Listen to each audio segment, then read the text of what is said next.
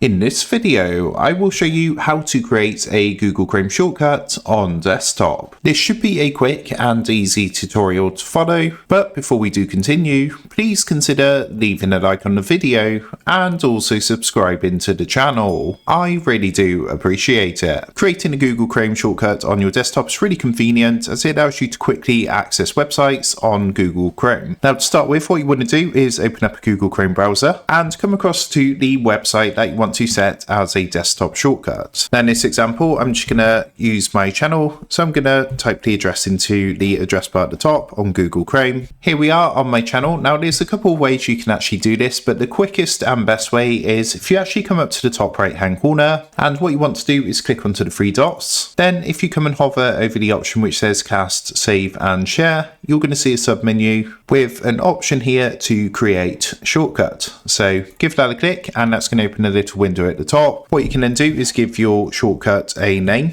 So I'm going to call this one my YouTube channel, and then I'm going to click create. Now what that's going to do is open up your file explorer. You can see it saved the shortcut here, and I'm just going to close this down, come back to my desktop, and you're going to see the shortcut here. So you can see it's part of Google Chrome because we got the little Google Chrome logo next to it. But if we double click this, it's going to automatically open up my channel straight away. So that's how to create a Google Chrome shortcut on desktop.